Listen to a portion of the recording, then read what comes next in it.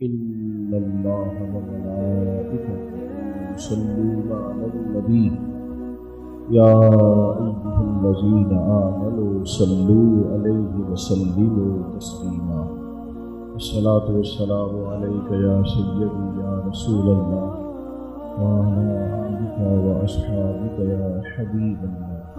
سارے حضرات درود شریف پڑھیے، سارے حضرات درود شریف پڑھیے. اللہ کے بعد الصلاۃ والسلام علیک یا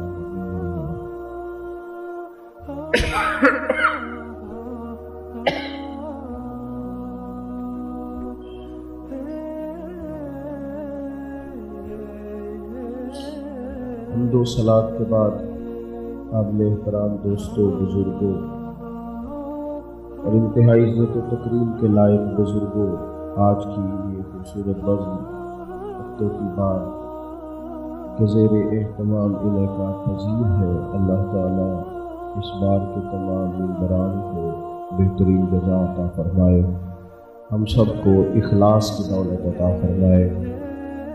میں تو آپ سے تقریر کرنے آیا تھا، ویڈیو بنوانے تھوڑی آیا تھا. آپ سارے کیمرہ دیکھیں گے تو مجھے کون دیکھے گا؟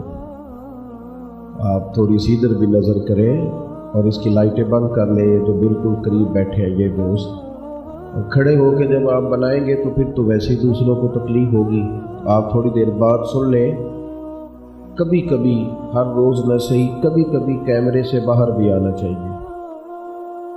ہاں، یہ کار جہاں دراز ہے، اب میرا انتظار کر.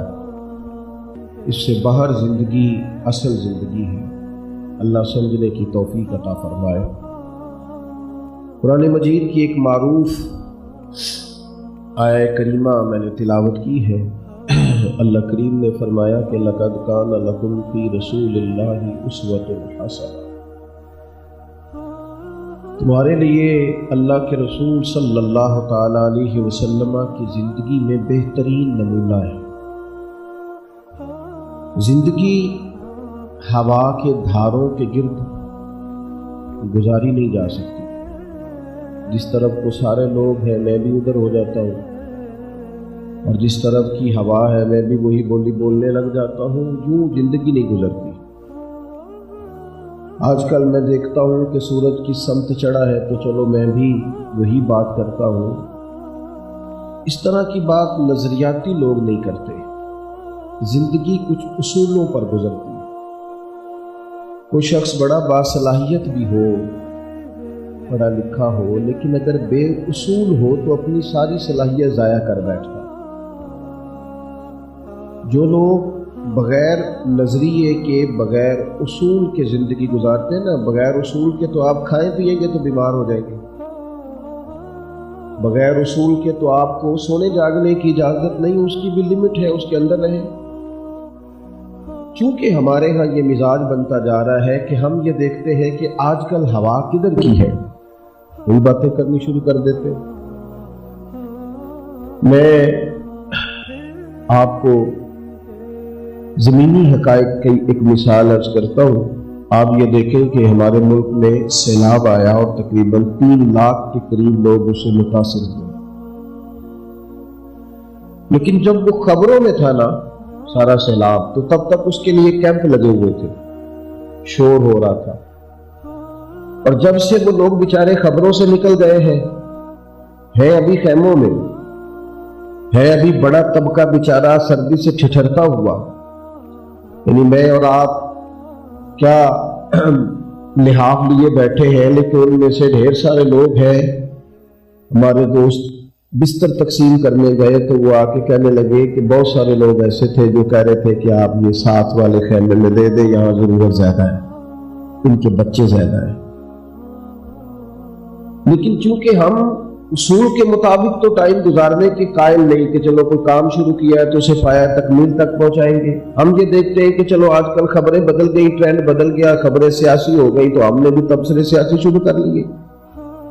زندگی میں کچھ اصول جب انسان طے کر لیتا ہے نا، اور ان کی روشنی میں وہ چلتا ہے، تو ضروری نہیں ہے کہ روز سورج ہی نکلے. کبھی کبھی دھند بھی زندگی میں دیکھنی پڑتی ہے. لیکن اس کو اصول کا تعین کرنا ہے اور اس کے مطابق اس میں سفر کرنا ہے. یہ ضروری نہیں ہے کہ روز ٹھنڈ ہی رہے گی. کبھی کڑاکے کی گرمی بھی اس کی زندگی میں آئے گی، لیکن وہ اپنے اصول کے مطابق اپنے شب و روز گزارے گا۔ ہم طے نہیں کرتے چیزوں کو، اسلام ہمیں نظریاتی کرتا ہے۔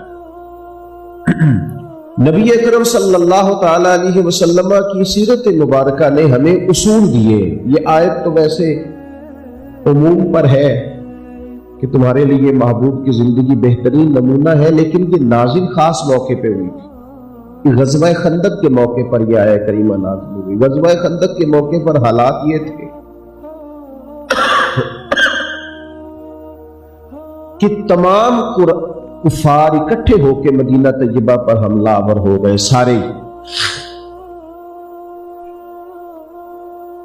اور انہوں نے طے کیا کہ ہم سب اکٹھے جائیں گے اور معاذ اللہ مسلمانوں کو ختم کریں گے۔